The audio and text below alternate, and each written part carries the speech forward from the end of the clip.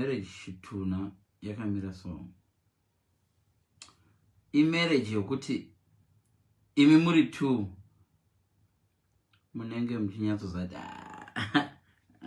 hatichafadzani, but pavanhu moti hello baby, especially kuma church, and in a lifespan dick marriage here. Today in women can tolerate that marriage until the age of 38 or 39. Pavano 10 or 40 pamunozona vakadzi vachidhiniwa paipa vachisiyana nevarume. You may be wondering, kusei vakadzi vachisiya varume kazhinji at 40?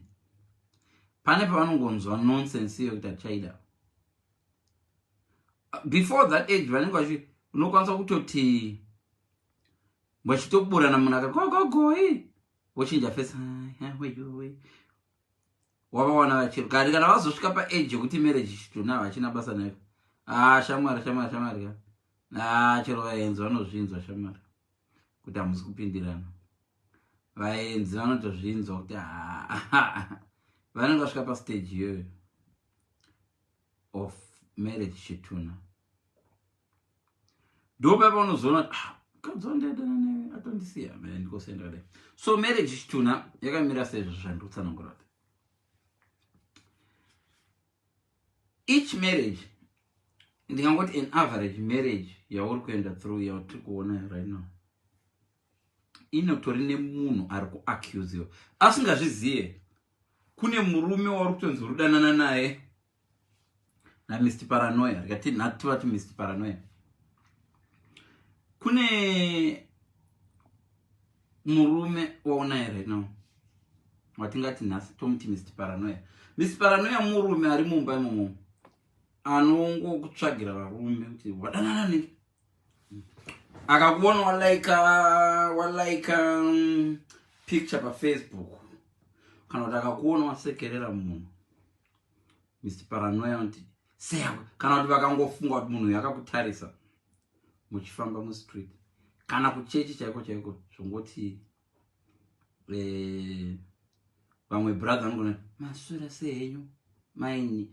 Mr Paranoia vakangobatwa nepfungwa yokuti seya kumhorosa chidero anokuda, havazoti anokuda, munodanana.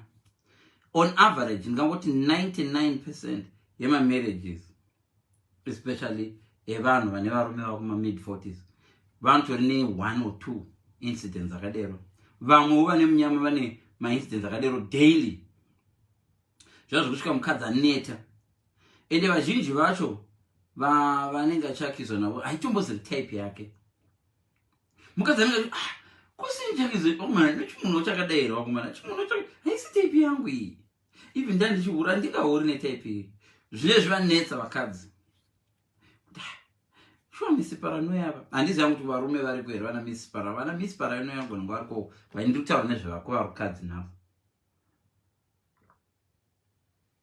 The main reason ya Mr Paranoia, main reason dzakawanda, but kune main reason. Mr Paranoia vanenge vachihura. Saka zvinoitika kana Mr Paranoia vahura, vanohura vonakidzwa. But pavanopedza kuhura vanotanga kuimagina wavo achidero. Then Paranoia yobaita kicking. So zvinongoitika vabva kunohura izvozvo. Saka uchingoona sometimes zvinongoti dinoku. Tachingofara ipo panapa. Tachingofara nomurume wangu. Angoti nyuka kameshana zita. Hudanana negika yo. Zvinenge zvavagaya mukati zvavagaya mukati Paranoia yaka.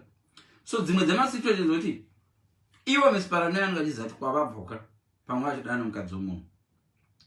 Saka vanongoti achika kumboona ka similar behavior kemukadzi wavo pane wavanga vachihura naye. Vakangoita anything changoita similar.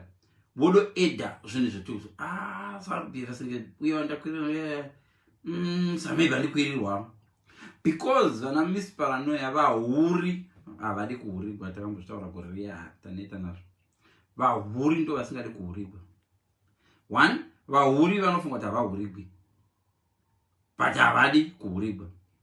So advantage ine vahuri ndekuti ine vanohura vachihurira vahuri ndekuti muhuri anowanzoda kubhilivha kuti wangu adero. So nyakuhura hawanzokuda kususpecta. Anosuspecta kunze but nechomoyo anenge achiti wangu adero ndadomuvhara ndamakiza inenge iri preemptive strike yekuti nechiti ndadomakiza akutozita ndakamutsa handihurire. It doesn't necessarily mean kuti mumarriage chitunai munhu anokuhurira. Dzimwe nguva zvacho unomakiza 50 times asingahuri, but rimwe remazuva chamupa idea engone mina munhu uyu yakutofungwa ndinohura, I might as well do it. Nona ndo zvakaipira Mr. Paranoia. Zvino Mr. Paranoia vakadero vakazokuwana kuti iwe wakuhura vakazokubata zvemashuwa vanobva kufunga kuti pese pavaikwakiza vava vari right. Havazive kuti no zvinhu zvakatanga slowly kusvika mukadzi atozohura zvemashuwa. Because imagine uchingonzi wahura iwe usina, wahura iwe usina, wahura iwe usina, wahura iwe usina, unopedzisira kungoti kana ukapfimba unopedzisira zvakasiyana chii ndikangori muramba. Because munhu anoramba munhu kuhura nekuda kwezvinhu 3. Unoramba munhu kuhura nokuti haudi kuita behavior yayo une murume. Kwauya kuramba munhu kuhura kuti unoda but unochakubatwa. Kwauya kuramba kuhura kuti uri kuramba kuhura because it's not worth it. You want to keep your dignity. Unoda kukipa loyal kumurume wako.